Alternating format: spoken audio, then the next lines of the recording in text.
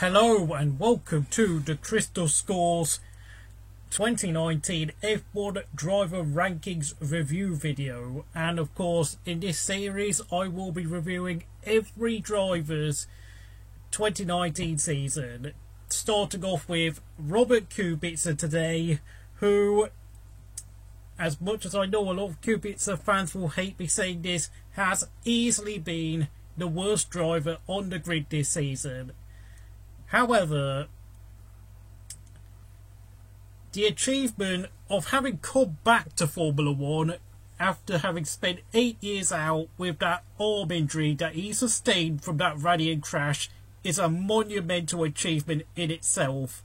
Whilst usually I would be taking the rip out of whoever finished last, I think today I'm going to sit there and pay a bit of respect to Kubica, because, you know, I'm going to keep this 2019 season review as brief as I can, because I don't think Robert Kubica deserves to be absolutely ripped to shreds like I will do for the next few drivers who will appear after this video.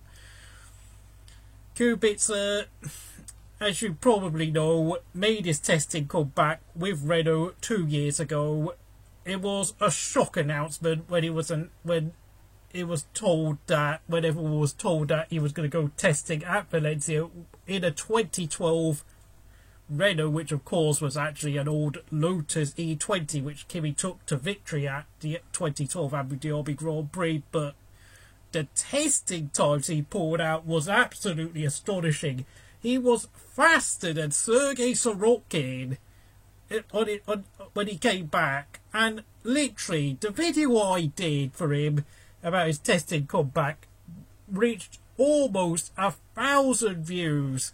And I have to say, I want to thank you all so much for all the people who gave me 1,000 views, and that encouraged me to do YouTube properly. I literally thought at first, oh, I'm not getting any attention, but then Robert Kubica came in and did his testing comeback, and I was so pleased for him.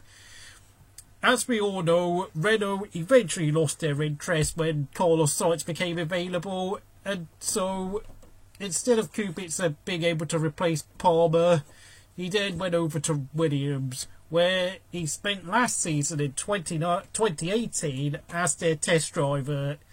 At times he did outpace Sorokin and Stroll in testing, but to be honest, I'm not really sure whether that was for the sake of his sponsors with low fuel runs doing qualifying style laps, or whether that was him being genuinely quick.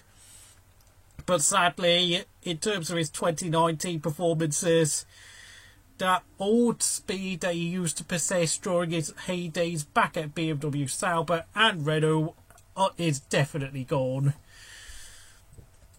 You know, when he came back in Australia, when he made a comeback at Melbourne in Australia, he looked so scruffy and so rusty. I mean, he was more than a second slower than George Russell in qualifying, and he was making all sorts of sloppy errors here and there and everywhere. To be fair to Robert Kubica, he did look a bit racy at places like China, Monaco, where well, I'm not sure, but I think he got tapped around by someone, hence why but he did beat Giovinazzi on the road. Well done to him for that. And then of course he finished in front of George Russell at France and, crucially, Germany, the place where he scored his and Williams's only point of the season.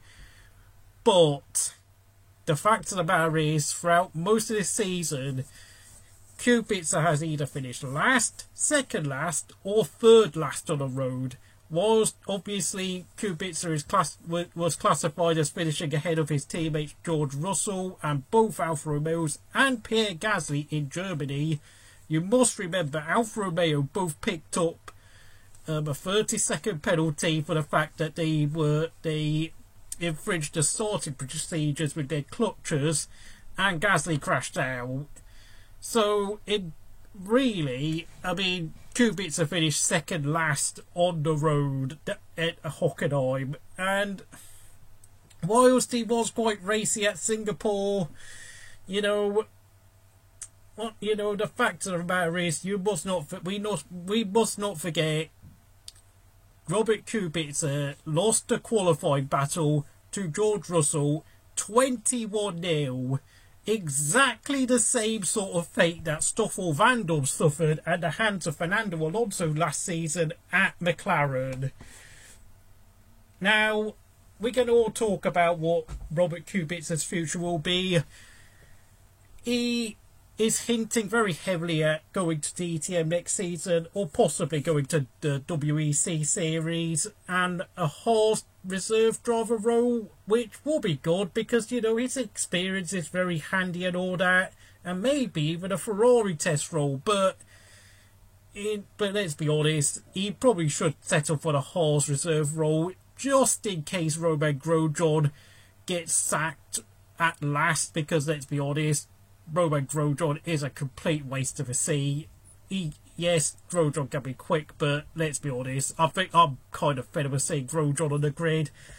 Kubica could have a chance of redemption, but frankly, if he did get a chance next season at Haas, I really highly doubt he would have a chance of beating Kevin Magnussen, because I'm sorry to say this, at the age of 35 and having spent 8 years out of Formula 1, I don't think that speed is coming back. And of course, you've got to realise, you know, the amount of time Robert Kubica has spent, even testing on these Pirelli tyres has been very limited. Yes, he did a bit of testing with Renault back in 2011, testing the Pirelli tyres before, of course, his sad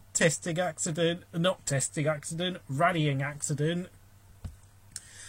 And the thing is, you know, sometimes it is very much better to know when to stop. And I think Robert Kubica will be very content in knowing that he pretty much, you know, did Formula 1 for one last time in his life. And sadly, it didn't go as well as he planned it would.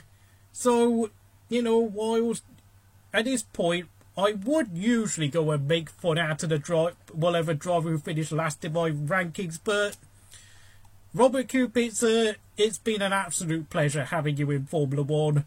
I will remember the driver you were between 2006 and 2010, not this season.